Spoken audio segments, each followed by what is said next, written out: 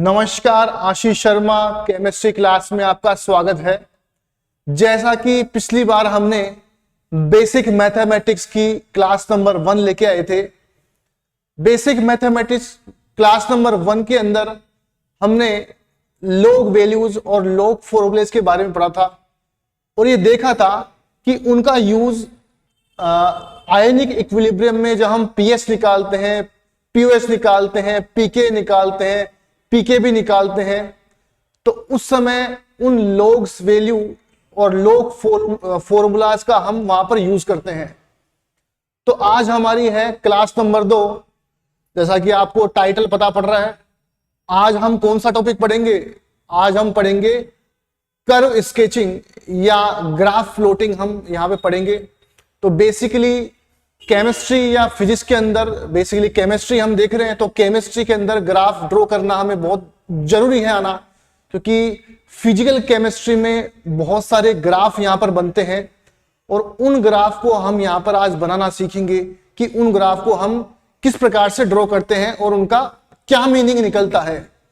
ठीक है, तो देखिए आज हमारा टॉपिक है कर्व स्केचिंग। तो देखिए सबसे पहले हम बात करते हैं कि यहां पर देखो एक कर्व है। कर्व के अंदर देखो ये कर्व का फॉर्मेट है, इसके अंदर दो कोऑर्डिनेट है, एक तो है यहां पर एक्स कोऑर्डिनेट और दूसरा है यहां पर वाई कोऑर्डिनेट। एक्स कोऑर्डिनेट और वाई कोऑर्डिनेट एक दूसरे के लॉन्गिट्यूडनल या लंबवत होते हैं, मतलब एक्स कोऑर्डिनेट और वाई कोऑर्डिनेट आपस में परपेंडिकुलर होते हैं, 90 डिग्री के एंगल पे होते हैं। और दोनों ये जो अपने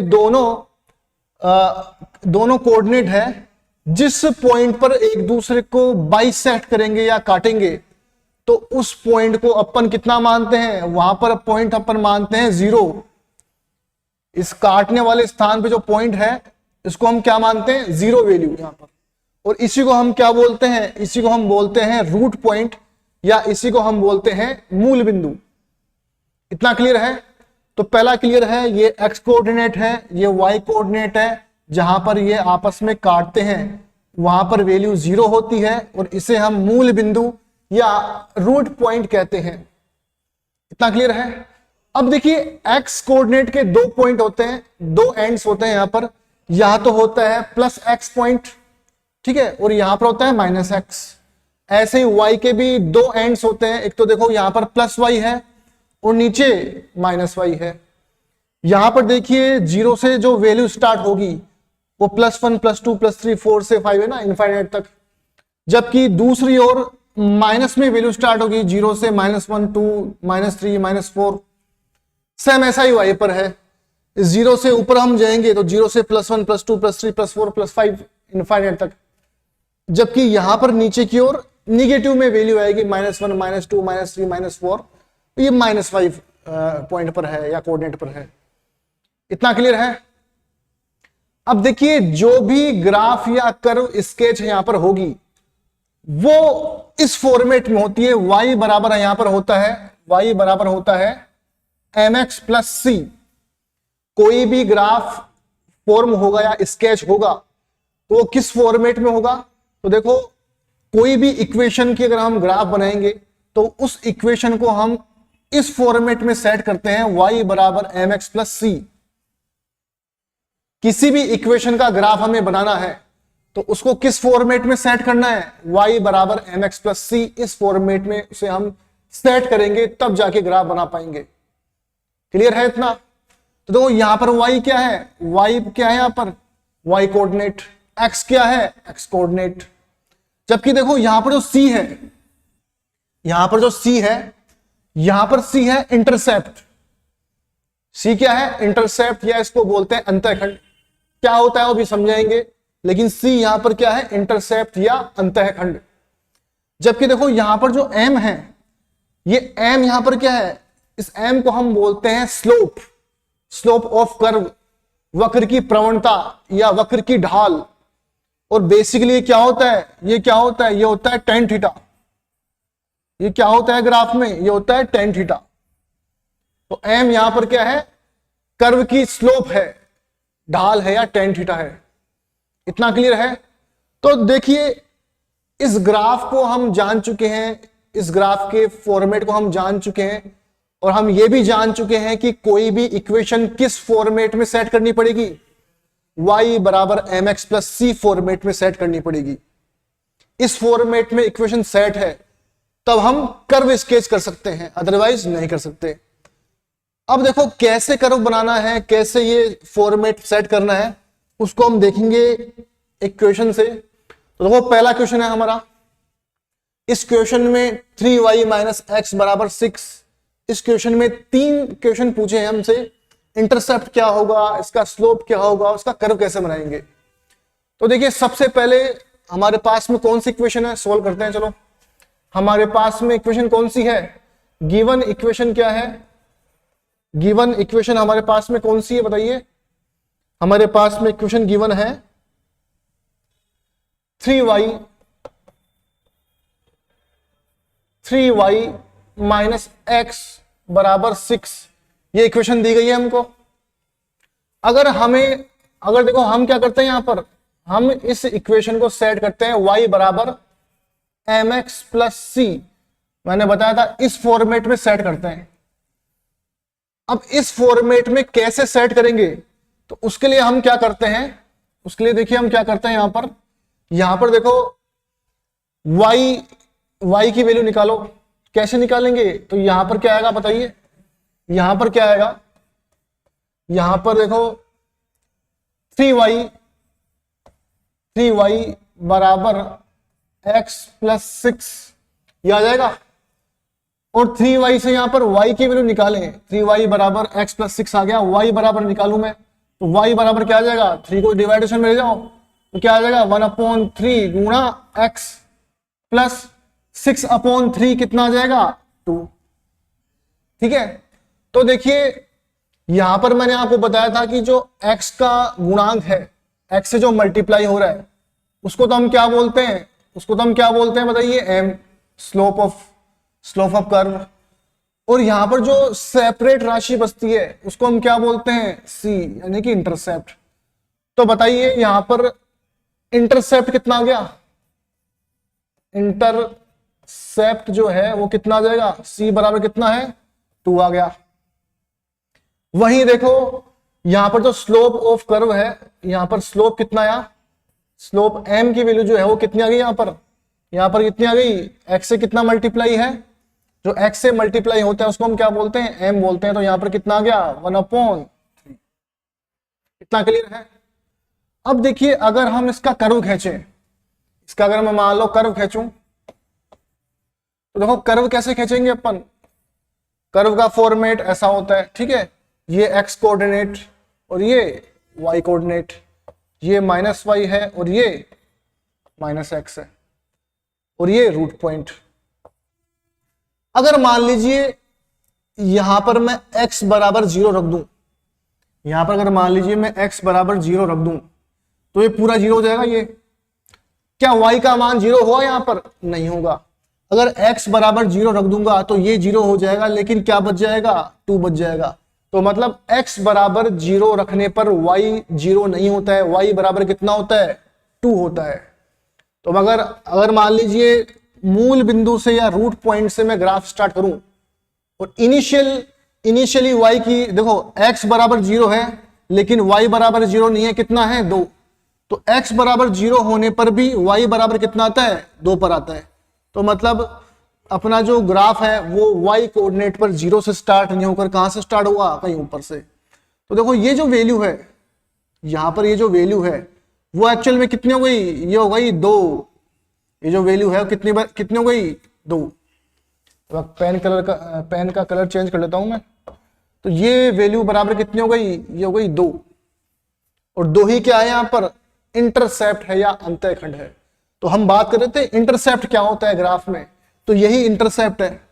ठीक है, अब देखिए अपना जो ग्राफ है वो जब देखो यहां पर जब x की वैल्यू इंक्रीज करेंगे अपन, यहां पर जब x की वैल्यू इंक्रीज करेंगे तो y भी इंक्रीज होगा। और देखो यहां पर जो स्लोप है वो पॉजिटिव है, नेगेटिव में, पॉजिटिव में है। तो देखो अपना ग्राफ कैसे होगा, इस टाइप से होगा अपना ग्राफ कैसे चलेगा, इस टाइप से। और यहाँ पर स्लोप कितना आ जाएगा, यहाँ पर स्लोप कितना है, यहाँ पर स्लोप जो है वो m कितना है, यहाँ पर है 2, और इंटरसेप्ट कितना है, इंटरसेप्ट कितना है, इंटरसेप्ट कितना है, सॉरी स्लोप कितना है, सॉरी स्लोप कितना है, स्लोप यहाँ पर है 1/3, स्लोप कितना है, स्लोप अपना है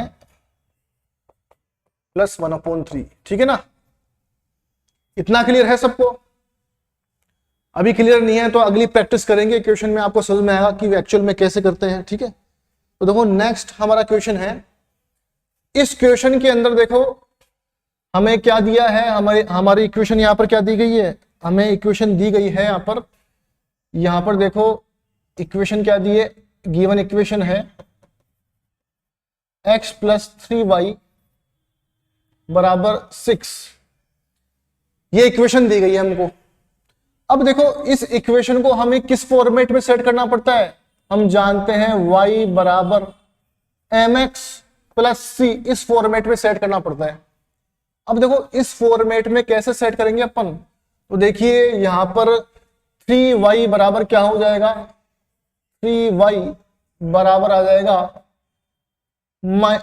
माइनस का x + 6 आ जाएगा, और y बराबर फिर क्या आ जाएगा, y बराबर हमारा क्या आ जाएगा, फिर यहाँ पर y बराबर आ जाएगा -1/3 गुना x और +2, कितना आ जाएगा।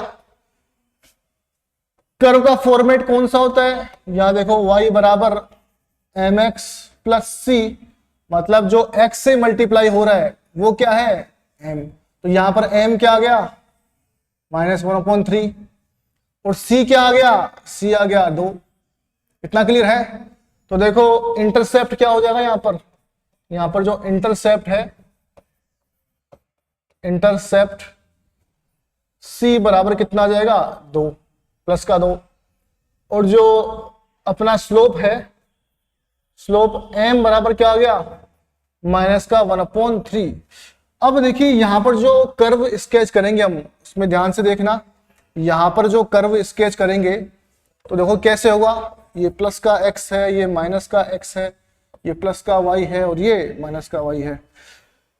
अगर x बराबर 0 हो तो y बराबर 0 नहीं होता, कितना आता है +2, तो मतलब y की जो वैल्यू है वो यही कहीं से स्टार्ट होगी, y की वैल्यू माइनस आती तो यहां से स्टार्ट होता है, लेकिन प्लस की आ रही तो यहां से स्टार्ट होगी। और ये जो आपको दिख रहा है, ये जो आपको दिख रहा है वो क्या है, इंटरसेप्ट है, ये क्या है इंटरसेप्ट है, और कितना आ रहा है 2, तो 2 क्या है यहां पर इंटरसेप्ट, इंटरसेप्ट कितना आ गया, इंटरसेप्ट आ गया 2। अब देखिए यहां पर जो स्लोप है, अब स्लोप जो है पॉजिटिव में नहीं है नेगेटिव में है, अगर पॉजिटिव में होता तो अपना ग्राफ ऐसे चलता, लेकिन पॉजिटिव में नहीं है नेगेटिव में वैल्यू है, तो अपना ग्राफ अब कैसे चलेगा, इस टाइप से चलेगा। स्लोप कितना है यहां पर, इसका स्लोप कितना आ गया, इसका स्लोप है -1/3। तो इतना क्लियर है ग्राफ कैसे खींचना है हमें। चलो आगे एक और क्वेश्चन सॉल्व करते हैं। अगला क्वेश्चन है, गिवन क्या है, इक्वेशन गिवन है, देखो यहां पर हमारा गिवन इक्वेशन कितना है, गिवन इक्वेशन कितना है, x + y = 0, ये गिवन इक्वेशन है। अब देखिए यहां पर y बराबर क्या निकल के आएगा, y बराबर निकल के आएगा माइनस का x, y बराबर माइनस का x। क्या हम इसको ऐसे ले सकते हैं, +0 लिख सकते हैं। तो देखो यहां पर ग्राफ का फॉर्मेट क्या होता है, y बराबर mx + c, यही फॉर्मेट होता है, और x का जो गुणांक होता है या मल्टीप्लाई होता है वो क्या होता है, m होता है। तो यहां पर देखिए इंटरसेप्ट कितना है, यहां पर जो इंटरसेप्ट है,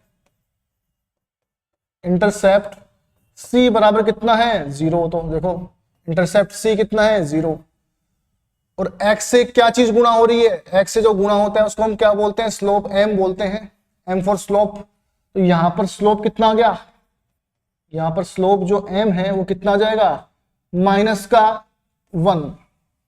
तो देखिए यहां पर जो कर्व स्केच होगा कैसे होगा, देखो यहां पर जो कर्व स्केच होने जा रहा है वो कैसे होगा, ये x है, ये y है, ठीक है। तो देखो यहां पर अगर x की वैल्यू 0 हो तो क्या y 0 होगा? बिल्कुल होगा। मतलब x जब 0 से स्टार्ट होता है तो y भी कहां से होगा? 0 से स्टार्ट होगा। तो y की वैल्यू यहां से स्टार्ट होगी, मूल बिंदु या रूट पॉइंट से। क्लियर है? अब देखिए जब x की वैल्यू बढ़ती है तो y की वैल्यू भी बढ़ती है, लेकिन इसका स्लोप जो है कितना है? इसका स्लोप है -1। इसलिए ग्राफ कैसे खींचेगा? इसका ग्राफ आ जाएगा यूं, इसका ग्राफ यूं आ जाएगा। आएगा समझ में? इतना क्लियर है? इसका ग्राफ कैसे आएगा? यूं आएगा। इतना क्लियर है? तो यहां पर देखो नेक्स्ट क्वेश्चन सोल्व करते हैं। इतना क्लियर है तो नेक्स्ट क्वेश्चन है 4x + 2y = 6। तो देखो y की वैल्यू निकालनी है तो 2y, सॉरी, तो यहां पर देखो 2y बराबर -4x + 6 इतना आ जाएगा। और y बराबर कितना आ जाएगा? दो को डिवाइडेशन में जाओ, -2x + 3। अब देखिए यहां पर देखो जो कर्व का फॉर्मेट होता है y बराबर mx + c होता है यहां पर। तो देखो x से जो मल्टीप्लाई होता है उसको हम बोलते हैं m फॉर स्लोप। यहां पर क्या गुणा है? यहां पर है -2, यहां पर क्या है? -2।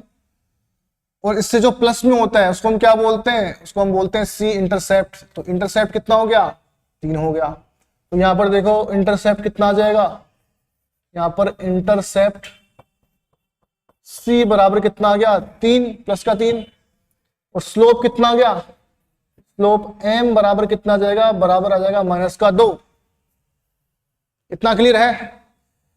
अब देखिए इसका अगर हम कर्व खींचे, इसका मैं ग्राफ या कर्व प्लॉट करूं तो यहां पर रूट पॉइंट 0, ये x कोऑर्डिनेट है, ये y कोऑर्डिनेट है, ठीक है।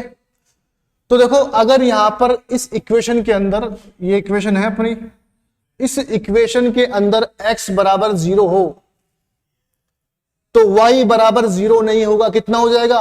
3 होगा। तो मतलब जब x बराबर 0 होता है तो y 0 नहीं होता। कितना होता है? प्लस का 3 होता है। तो यही कई वैल्यू आएगी इसकी। तो ये क्या हो गया? ये जो आपको दिख रहा है ये क्या हो गया? ये क्या हो गया? यहां पर ये हो गया यहां पर अंतःखंड या इंटरसेप्ट। तो ये क्या हो गया? इंटरसेप्ट। ये क्या हो गया? इंटरसेप्ट। कितना इंटरसेप्ट? इंटरसेप्ट बराबर कितना आ गया? 3, ठीक है। इंटरसेप्ट कितना है यहां पर? 3। अब देखिए जैसे जैसे x की वैल्यू बढ़ेगी वैसे वैसे y की वैल्यू भी बढ़ेगी, लेकिन यहां पर स्लोप कितना है? -2। और माइनस में फिगर है तो ग्राफ जो है, अगर देखो प्लस में होती तो ऐसे चलता ग्राफ, लेकिन स्लोप जो है, स्लोप कितना है? माइनस में है। तो अब कैसे आएगा ग्राफ? ऐसे आएगा। तो यहाँ पे स्लोप कितना हो जाएगा? यहाँ पे स्लोप कितना हो गया? स्लोप m बराबर कितना है? -2। इतना क्लियर है? इतना क्लियर है? तो नेक्स्ट हमारा क्वेश्चन है, नेक्स्ट क्वेश्चन है, इसमें सिर्फ साइन चेंज है, बाकी साइन चेंज है, बाकी पहले ही जैसे क्वेश्चन जैसे यहाँ पे। तो देखो यहां पर देखो यहां पर देखो अगर मैं निकालूं यहां पर y की वैल्यू निकालूं मैं तो कितनी आ जाएगी? 2y बराबर 4x - 6 इतना जाएगा। और y बराबर कितना जाएगा? फिर y बराबर मेरे पास आ जाएगा 2x - 3। अब देखिए यहां पर फॉर्मेट क्या होता है ग्राफ का, हमें हर क्वेश्चन को किस फॉर्मेट में सेट करना पड़ता है? y बराबर mx + c फॉर्मेट में। तो देखो यहां पर जो x से जो मल्टीप्लाई हो रहा है उसे हम क्या बोलते हैं? उसे हम बोलते हैं m फॉर स्लोप। तो m कितना है यहां पर? स्लोप कितना है? यहां पर स्लोप कितना आ गया? 2 + का 2। और जो बाकी बच रहा है यहां पर उसको हम क्या बोलते हैं, उसको हम बोलते हैं इंटरसेप्ट। तो सी मतलब इंटरसेप्ट कितना है, इंटरसेप्ट कितना है, इंटरसेप्ट यहां पर कितना आ गया, इंटरसेप्ट यहां पर आ गया -3। अब अगर मान लीजिए हम इसमें ग्राफ ड्रॉ करते हैं, ग्राफ कैसे बनेगा, तो यहां पर देखिए कैसे बनेगा ग्राफ। यहां पर ग्राफ अगर हम बनाएं तो अगर मान लीजिए x की वैल्यू मैं 0 रखता हूं तो क्या y की वैल्यू 0 होगी, यहां पर नहीं होगी। कितनी आ रही है, -3 आ रही है। मतलब x 0 होता है, जब यहां पर x 0 होता है तो y 0 नहीं होता है। x जब 0 होता है तो y 0 नहीं होता है। y बराबर कितना होता है, x 0 होने पर y बराबर होता है यहां पर -3 आएगा। तो मतलब नीचे से स्टार्ट होगा माइनस से, ठीक है, ये लो। अब देखिए स्लोप इसका कैसा है, इसका जो स्लोप है वो क्या है, 2 है, मतलब पॉजिटिव में है स्लोप। अगर मान लीजिए नेगेटिव में होता तो ग्राफ आता ऐसा, स्लोप अगर मान लीजिए यहां पर -2 होता तो ग्राफ चलता ऐसा, लेकिन पॉजिटिव में है स्लोप तो कैसे चलेगा ग्राफ, अपना ग्राफ चलेगा यूं। आया समझ में, कैसा चलेगा, अपना चलेगा यूं। इतना क्लियर है यहां पर। तो ग्राफ आप बनाना सीख चुके हैं यहां पर, कोई दिक्कत किसी को, चलिए आगे चलते हैं। अब देखिए हम यहां पर ग्राफ बनाना सीख चुके हैं। ग्राफ का मतलब क्या होता है, किस फॉर्मेट में सेट करते हैं, y बराबर mx प्लस c फॉर्मेट में सेट करते हैं। कोई भी इक्वेशन है वो किस फॉर्मेट में सेट होगी, y बराबर mx प्लस c फॉर्मेट में सेट होगी, ठीक है। एक तरफ y कोऑर्डिनेट है, एक तरफ x कोऑर्डिनेट है।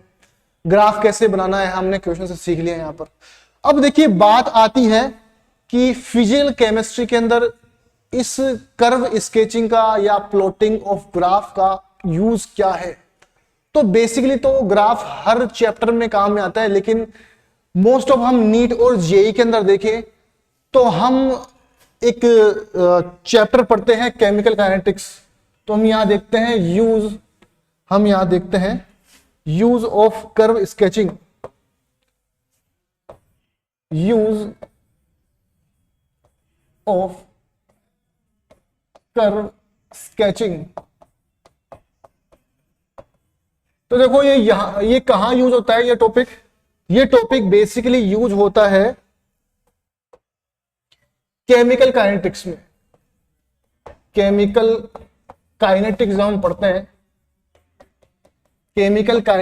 पढ़ते हैं, तो इस केमिकल काइनेटिक्स में बहुत सारे ग्राफ बनते हैं। जैसे मान लीजिए सबसे पहले हम बात करते हैं, अगर देखो मैं यहां पर बात करूं, पहला हमारा होता है, देखो जीरो ऑर्डर रिएक्शन हम पढ़ते हैं जीरो ऑर्डर रिएक्शन, शून्य कोटि अभिक्रिया। तो देखो जीरो ऑर्डर रिएक्शन के अंदर जो रेट कांस्टेंट है के बराबर होता है रेट कांस्टेंट। तो इस रेट कांस्टेंट की जो वैल्यू है वो कितनी होती है, 1/t A note minus AT। कितनी होती है, 1/t bracket A note minus AT। तो देखो यहां पर जो k है, अगर मैं बात करूं यहां पर k की, तो देखो k तो यहां पर क्या होता है, यहां पर जो k है वो क्या होता है, k यहां पर है रेट कांस्टेंट।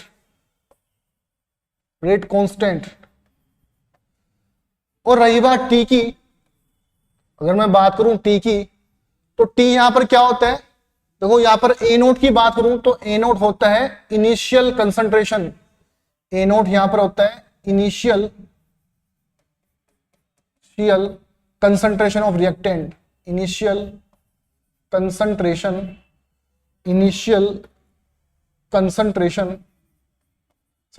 ऑफ रिएक्टेंट, ठीक है। और AT की मैं बात करूं तो ये होती है फाइनल कंसंट्रेशन, ये होती है remaining concentration at time t, ये होती है remaining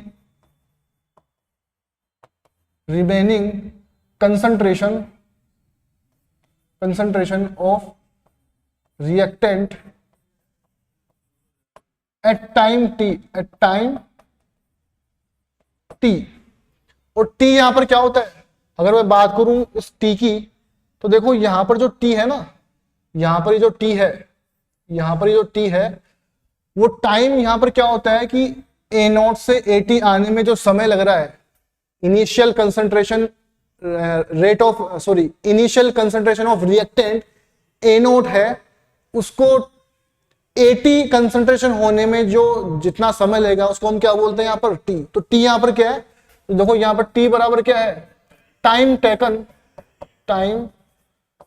taken for concentration change, concentration decrease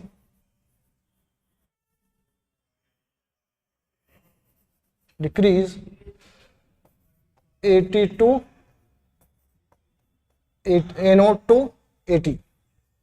इतना क्लियर है सबको।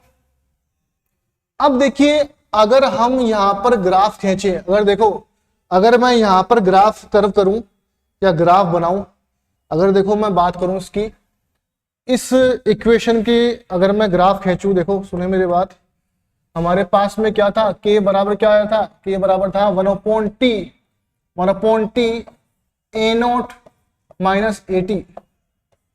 इस इक्वेशन के बारे में तो आपने देख लिया क्या है, कोई दिक्कत किसी को। अब देखिए यहां पर अगर इस इक्वेशन में इस इक्वेशन के अंदर अगर मैं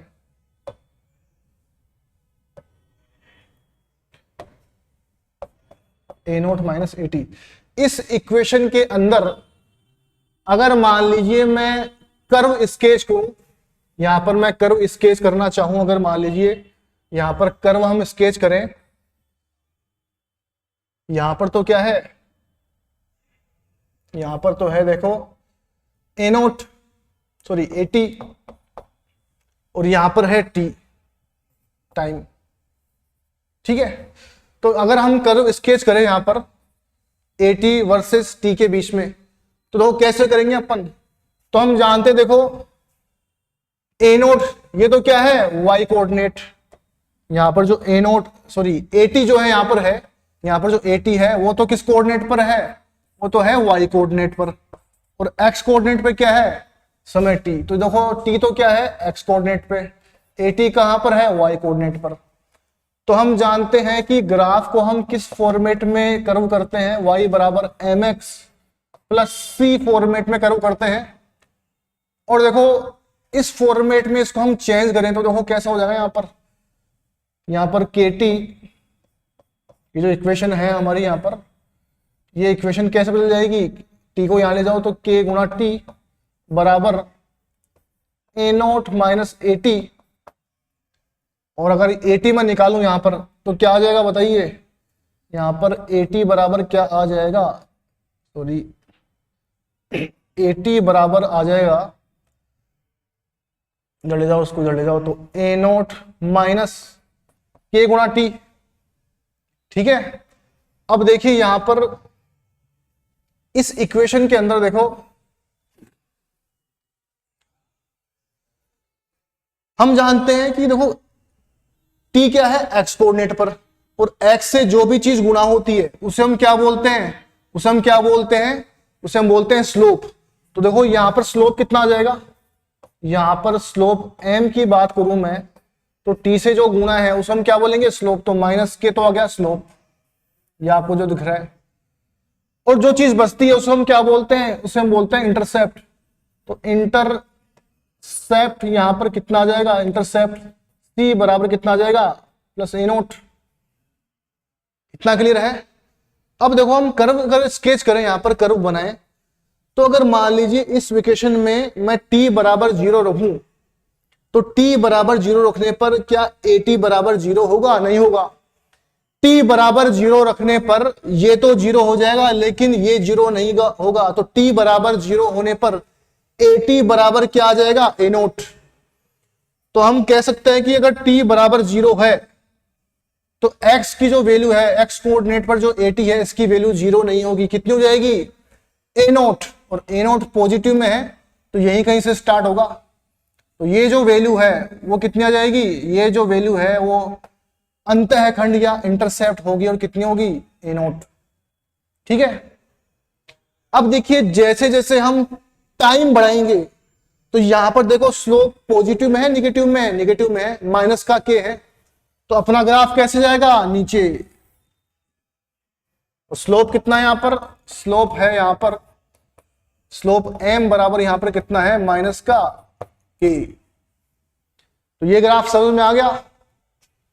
दूसरा फिर देखो, दूसरा हम देखें फर्स्ट ऑर्डर में ही, फर्स्ट ऑर्डर का ही अगर हम देखें टी हाफ, ठीक है। तो देखो फर्स्ट ऑर्डर में, सॉरी जीरो ऑर्डर में, जीरो ऑर्डर पढ़ रहे हैं ना आप पर, अगर हम देखें जीरो ऑर्डर में, जीरो ऑर्डर रिएक्शन में, जीरो ऑर्डर काइनेटिक्स में अगर हम टी हाफ निकालें तो टी हाफ बराबर कितना होता है, ए नॉट अपॉन 2k होता है यहां पर, ए नॉट अपॉन 2k। अगर मान लीजिए मैं यहां पर ग्राफ कर्व करूं, मैं यहां पर ग्राफ कर्व करूं, यहां पर तो देखो टी हाफ लेना है, ठीक है, ये एक्स कोऑर्डिनेट है, ये वाई कोऑर्डिनेट है, वाई पे टी हाफ लेना है और एक्स पे क्या लेना है आपको, कंसंट्रेशन। ठीक है, यहां पर लेना है आपको कंसंट्रेशन, इनिशियल कंसंट्रेशन।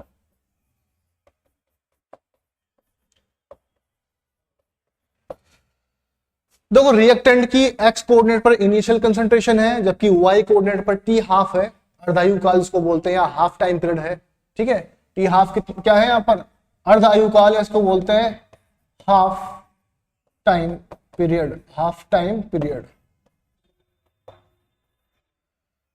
तो देखिए यहां पर क्या रिलेशन है, 2k तो यहां पर कांस्टेंट है, 2k तो क्या है यहां पर कांस्टेंट, तो T half proportional to A naught आ जाएगा यहां पर। तो जैसे जैसे इनिशियल कंसंट्रेशन बढ़ेगी वैसे वैसे रिएक्टेंट का टी हाफ कितना हो जाएगा, ज्यादा हो जाएगा। तो कैसा कर्व आएगा यहां पर कर्व आएगा स्ट्रेट लाइन। क्या आएगा, स्ट्रेट लाइन। यहां पर देखो इंटरसेप्ट c बराबर क्या होगा, इंटरसेप्ट 0, ठीक है, और m स्लोप कितना हो जाएगा, यहां पर स्लोप है यहां पर 1/2k, 1/2k यहां पे क्या हो जाएगा, स्लोप। क्लियर है यहां पर, इतना क्लियर है। तो नेक्स्ट हम देखते हैं, तो हमने देखो जीरो ऑर्डर रिएक्शन का ग्राफ देख लिया। अब हम देखेंगे सेकंड हमारा ग्राफ है for first order kinetics, for first order reaction. ठीक है, तो देखो फर्स्ट ऑर्डर रिएक्शन के अंदर जो रेट कांस्टेंट के है, फर्स्ट ऑर्डर रिएक्शन में जो रेट कांस्टेंट है के, उस रेट कांस्टेंट की वैल्यू कितनी होती है, इक्वेशन कितना होता है, तो रेट कांस्टेंट के बराबर होता है 2.303, थोड़ा पैनल हैंग होने लग गया है, आ जाएगा वापस, 2.303 अपॉन टी लोग ए नोट अपॉन 80, ए नोट अपॉन 80। तो ये हमारा फर्स्ट ऑर्डर काइनेटिक्स के लिए इक्वेशन होता है, equation for rate constant given by as. ठीक है, ऐसा हमारा यहां पर इक्वेशन होता है। ठीक है, अगर देखिए यहां पर आपसे कोई बोला जाए कि आपको यहां पर कर्व स्केच करना है, यहां पर पैनल थोड़ा हैंग हो रहा है, कोई दिक्कत नहीं है, यहां पर अगर मान लीजिए आपको कर्व स्केच करना है, यहां पर 80 और टाइम के बीच में आपको कर्व स्केच करना है। ठीक है, तो देखिए यहां पर होगा क्या, अगर मान लीजिए आपको 80 निकालना है यहां पे, ठीक है, तो यहां पर देखो क्या करेंगे अपन, यहां पर करना क्या है आपको, अगर मान लीजिए इसको मैं इधर ले जाऊं, क्या इसको मैं ऐसे लिख सकता हूं k गुणा t, और इसको आप इधर ले जाओ अपॉन 2.303, ठीक है, बराबर क्या हो जाएगा, फिर यहां पर बराबर बच जाएगा log ए नोट अपॉन 80, इतना बच जाएगा। और क्या फिर इसको मैं ऐसे लिख सकता हूं, यहां पर मैंने आपको बताया था कि log a अपॉन बी बराबर होता है log a minus log b। तो इसको मैं कैसे लिखूंगा, इसको मैं कैसे लिख सकता हूं, तो देखो क्या इसको मैं ऐसे लिख सकता हूं 2.303, पैनल थोड़ा हैंग हो रहा है इसलिए प्रॉब्लम आ रही है, ए नोट माइनस log AT, ऐसा मैं क्या इसको लिख सकता हूं, बिल्कुल लिख सकता हूं। अब देखिए log AT की वैल्यू मैं निकालूं यहां पर, अगर मान लीजिए log AT की वैल्यू अगर मैं यहां पर निकालूं तो बताइए क्या आ जाएगी, इसको इधर ले जाओ, इसको इधर ले जाओ, तो log A note minus K upon 2.303 गुणा टी, यह आ जाएगा अपने पास इक्वेशन। पैनल थोड़ा हैंग हो रहा है, लिखे हुए शब्द थोड़ी देर के लिए डिसअपीयर होकर के वापस से अपीयर हो जाते हैं, तो कोई दिक्कत नहीं, अभी आ जाएंगे। तो इतना क्लियर है सबको, एक बार शब्द को वापस से आ जाने दो, ठीक है। यहां पर कितना है, 2 है, इतना क्लियर है सबको।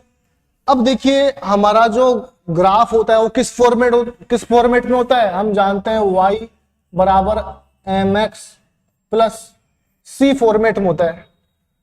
किस फॉर्मेट में होता है, इस फॉर्मेट में होता है। इतना क्लियर है। तो देखो यहां पर t x कोऑर्डिनेट पर है, तो देखो यहां पर जो भी चीज मल्टीप्लाई में आपको दिख रही है, सॉरी t से क्या गुणा हो रहा है, t x कोऑर्डिनेट पर है, और x से जो भी गुणा होता है या मल्टीप्लाई होता है उसे हम क्या बोलते हैं, उसे हम स्लोप बोलते हैं। तो सबसे पहली बात तो देखो यहां पर जो स्लोप आया है, यहां पर स्लोप कितना आ गया, स्लोप m बराबर कितना आ जाएगा, माइनस k अपॉन 2.303, ये तो हमारा क्या आ गया, स्लोप आ गया, माइनस k अपॉन 2.303, ये तो गया स्लोप। इंटरसेप्ट कितना आ जाएगा, इंटरसेप्ट c बराबर कितना आ जाएगा, इंटरसेप्ट कितना है, देखो यहां पर इंटरसेप्ट है, देखो ये वाला log a note, log a note. तो देखो यहां पर एक्चुअल में ग्राफ किसके बीच में होता है, यहां पर जो ग्राफ है वो होता है log AT और टाइम के बीच में ग्राफ कैसा आता है। अगर मान लीजिए मैं t बराबर 0 कर दूं, टाइम यहां पर 0 हो तो ये पूरा 0 हो जाएगा, लेकिन log AT 0 नहीं होगा। log AT बराबर कितना होगा, log a नोट। ध्यान से सुनना, अगर मैं यहां पर टाइम को 0 कर दूं तो यहां पर log AT 0 नहीं होगी, बल्कि कितनी हो जाएगी, बराबर हो जाएगी log a नोट। तो देखो टाइम 0 अगर होता है यहां पर, अगर मान लीजिए यहां पर टाइम 0 है, यहां पर अगर मान लीजिए टाइम 0 है, टाइम 0 है, तो टाइम 0 होने पर हमारा जो y कोऑर्डिनेट पर log AT की वैल्यू है वो 0 नहीं होगी, बल्कि कितनी हो जाएगी, log AT पॉजिटिव में है तो यहां से कहीं से स्टार्ट होगा। तो ये क्या हो गया, ये हो गया अंतःखंड। इंटरसेप्ट कितना हो गया, कितना हो जाएगा, log a नोट।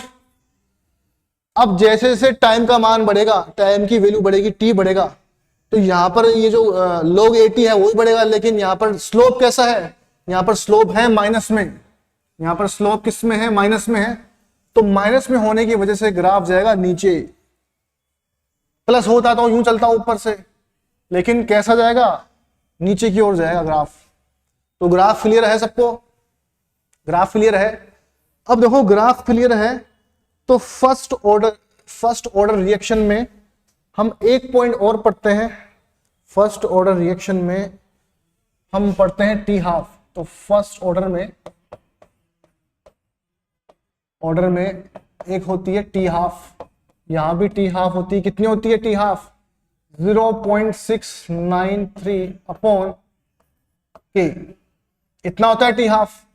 तो देखो यहां पर हम क्या बोल सकते हैं कि T half is indirectly proportional to K. और यहां पर अगर मान लीजिए हम ग्राफ खींचे, अगर मान लीजिए अपन ग्राफ खींचे, यहां पर देखो क्या आएगा, यहाँ पर तो हो जाएगा ए नोट, सॉरी टी हाफ, और यहाँ पर ए नोट। तो देखो यहाँ पर इस इक्वेशन के अंदर initial concentration of reactant A note का ही पर मेंशन है ही नहीं। अब जब ये मेंशन नहीं है तो देखो यहाँ, सॉरी यहाँ पर थोड़ा मैंने मिस्टेक कर दिया, यहाँ पर मैंने मिस्टेक कर दिया थोड़ा भाई। यहाँ पर के तो क्या है, कांस्टेंट है, रेट कांस्टेंट और कांस्टेंट है, ए नोट यहाँ पर है नहीं, 0.693 भी क्या है, कांस्टेंट। तो देखो यहां पर होगा क्या, यहां पर होगा क्या कि ये भी कांस्टेंट है, ये भी कांस्टेंट है, तो T half for first order kinetics ये क्या हो जाएगी, ये क्या हो जाएगी, कांस्टेंट। तो ये क्या हो जाएगी, कांस्टेंट, ठीक है, तो ये क्या हो जाएगी, कांस्टेंट हो जाएगी। और जब कांस्टेंट हो जाएगी तो इनिशियल कंसंट्रेशन ज्यादा हो कम हो, हाफ टाइम पीरियड या फिर टी हाफ जो है फॉर फर्स्ट ऑर्डर रिएक्शन, ये यहां पर क्या होगा, ये भी हो जाएगा कांस्टेंट। तो ग्राफ कैसा आएगा, अनचेंज आएगा, सीधा ग्राफ, ठीक है। क्लियर है, इतना क्लियर है। तो नेक्स्ट हम पढ़ते हैं, जीरो ऑर्डर रिएक्शन का देख लिया, फिर हमने फर्स्ट ऑर्डर रिएक्शन का देख लिया, अब हम देखते हैं सेकंड ऑर्डर रिएक्शन, सेकंड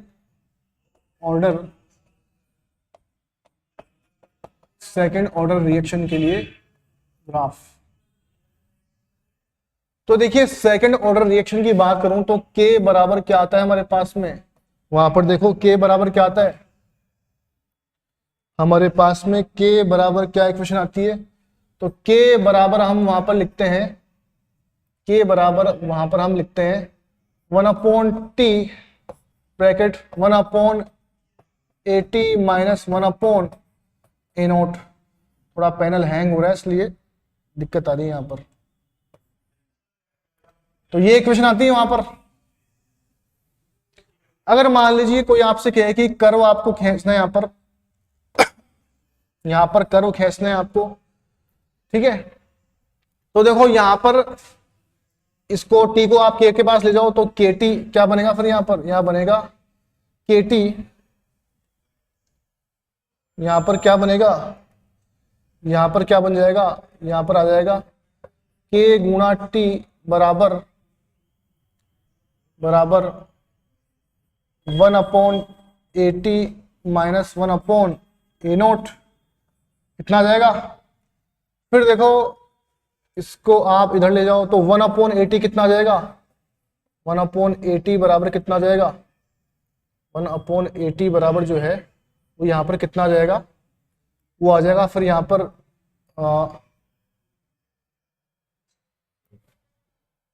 इसको आप यहां ले जाओ तो KT minus sorry KT plus 1/A note, 1/A note ये आ जाएगा अपने पास में। अब देखिए यहां पर T से जो गुणा हो रहा है K, ये तो क्या हो जाएगा, तो देखो यहां पर जो स्लोप M है, यहां पर जो स्लोप M है वो तो कितना हो जाएगा K, वो कितना हो जाएगा K। और बाकी जो यहां पर इंटरसेप्ट C है, यहां पर जो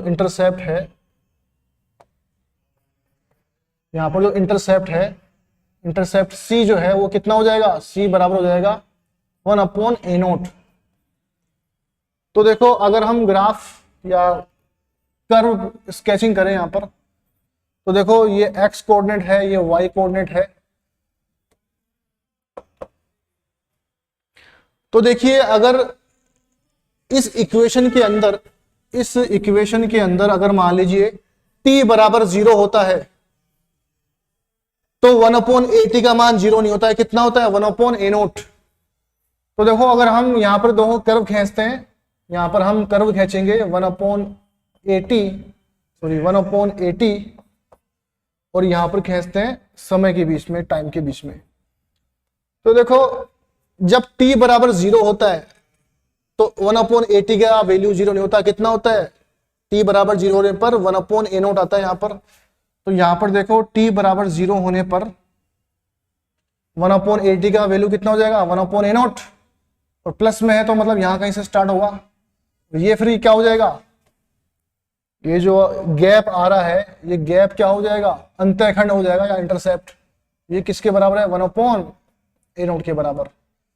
अब देखिए जो ग्राफ बनेगा, जैसे जैसे आप t की वैल्यू बढ़ाएंगे वैसे वैसे 1/a0 का 1/80 की वैल्यू भी बढ़ेगी। भाई जैसे जैसे आप टाइम बढ़ाओगे, समय बढ़ेगा, वैसे वैसे 1/80 की वैल्यू भी बढ़ेगी। और क्योंकि यहां पर स्लोप जो है, स्लोप बराबर कितना है k, जो कि पॉजिटिव वैल्यू है, इसलिए अब अपना ग्राफ कैसा आएगा, ऐसा आएगा। और यहां पर स्लोप कितना हो जाएगा, यहां पर जो स्लोप है, यहां पर स्लोप कितना हो जाएगा, यहां पर स्लोप m बराबर कितना हो जाएगा, m बराबर हो जाएगा प्लस का k। इतना सबको क्लियर है, क्या क्लियर है सबको, क्लियर है, अच्छी बात है।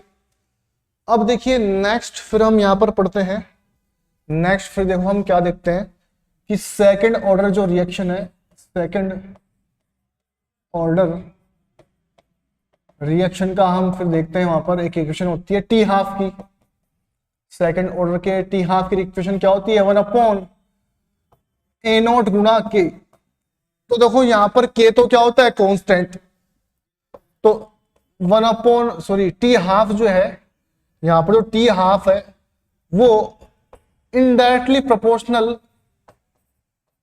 a0 के हो जाएगी। मतलब यहां पर जो ग्राफ है, यहां पर जो ग्राफ है वो कैसा आ जाएगा, अगर टी हाफ और 1/a0 के बीच में खींचे तो ग्राफ आ जाएगा ऐसा। सिंपल है, इतना क्लियर है सबको। फिर देखो एक क्वेश्चन और करते हैं हम यहां पर, एक क्वेश्चन और हम यहां पर देखते हैं, मैक्सिमम सारे तो हो गए हैं। अब देखिए एक आरएनएस इक्वेशन पढ़ते हैं हम, इसमें हम पढ़ते हैं आरएनएस इक्वेशन, इसमें हम पढ़ते हैं एक आरएनएस इक्वेशन।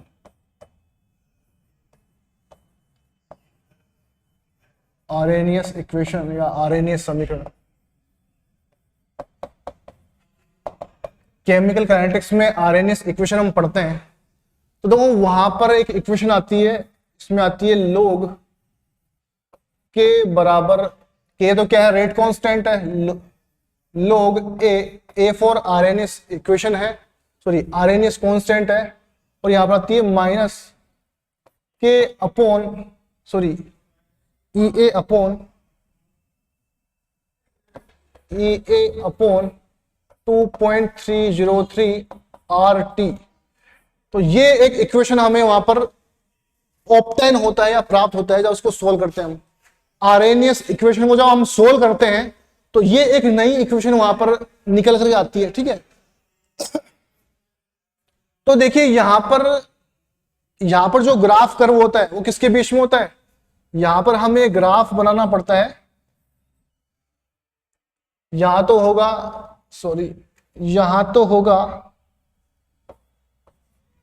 log के और 1/t के बीच में, 1/t के बीच में हमें ग्राफ कर्व करना पड़ता है। तो सबसे पहली बात तो यह है कि यहां पर जो एब्सोल्यूट टेम्परेचर T है वो है x कोऑर्डिनेट पर है, y पर क्या है log k है। तो देखो इस T से जो भी मल्टीप्लाई हो रहा है, इस T 1/t से जो भी मल्टीप्लाई हो रहा है उसको हम क्या बोलेंगे, ये तो क्या है हमारा स्लोप है m, ये तो क्या है हमारा, ये तो है स्लोप, और ये क्या है फिर, ये जो बच रहा है वो क्या हो गया, वो है इंटरसेप्ट। ये क्या है इंटरसेप्ट, ठीक है। तो देखो यहां पर अगर इस T की वैल्यू 0 हो, अगर 0 एब्सोल्यूट टेम्परेचर हो, तो देखो यहां पर ये वैल्यू तो 0 हो जाएगी लेकिन ये वैल्यू बचेगी। तो मतलब एब्सोल्यूट टेम्परेचर 0 होने पर, इस T की वैल्यू 0 होने पर log k की वैल्यू 0 नहीं होती है, बल्कि कितनी होती है log a तो मान लीजिए अगर हम इस बिंदु से स्टार्ट करें, टेम्परेचर 0 से स्टार्ट करें, तो टेम्परेचर 0 से स्टार्ट करने पर log k की वैल्यू 0 नहीं होती है, बल्कि कितनी होती है, log a होती है। मतलब पॉजिटिव है तो यहां से स्टार्ट करेंगे, नेगेटिव होती तो यहां से स्टार्ट करते हैं। तो log a पॉजिटिव वैल्यू है, तो यही कहीं से स्टार्ट होगा। तो देखो ये जो गैप है 0 से और इसके बीच में जो गैप है, इस गैप को ही हम क्या बोलते हैं, इस गैप को ही आप लोग जानते हैं हम क्या बोलते हैं, अंतःखंड बोलते हैं या इंटरसेप्ट बोलते हैं। तो इंटरसेप्ट कितना आ जाएगा, इंटरसेप्ट आ गया log a। अब देखिए फिर अगर हम ग्राफ को आगे बढ़ाएं, तो जैसे जैसे t की वैल्यू बढ़ेगी वैसे वैसे ये वैल्यू बढ़ेगी, क्योंकि स्लोप जो है निगेटिव में है, तो निगेटिव में होने से क्या हो जाएगा, ग्राफ पॉजिटिव में होता तो ऐसे आता स्लोप, लेकिन स्लोप निगेटिव में है तो ग्राफ जाएगा नीचे की ओर। तो यहां पर स्लोप कितना जाएगा, यहां पर जो स्लोप है, यहां पर स्लोप m बराबर है वो कितना है, माइनस EA अपॉन 2.303 RT। ये हमारा यहां पर क्या है, इस ग्राफ का स्लोप। तो आशा करते हैं कर्व स्केचिंग या ग्राफ प्लॉटिंग का जो टॉपिक है वो आपको बहुत अच्छे से समझ में आया होगा। एग्जाम की दृष्टि से या फिर केमिस्ट्री को अच्छे से पढ़ने की दृष्टि से mathematics class number 2 curve sketching या ग्राफ प्लॉटिंग आपको बहुत अच्छे से आना चाहिए। तो मैंने आपको सिखा दिया फॉर्मेट कैसे सेट करते हैं, क्वेश्चन सिखा दिए, इनकी कहां पर केमिस्ट्री के अंदर एप्लीकेशन होती है वो भी मैंने आपको यहां पर टॉपिक में समझा दिया। तो बिल्कुल आप अच्छे से कर्व स्केच कर पाएंगे, चाहे केमिस्ट्री हो, फिजिकल केमिस्ट्री हो, ठीक है। तो आज के लिए इतना काफी, फिर मिलते हैं नई क्लास में। धन्यवाद, गुड बाय, पढ़ते रहिए, आगे बढ़ते रहिए, थैंक यू।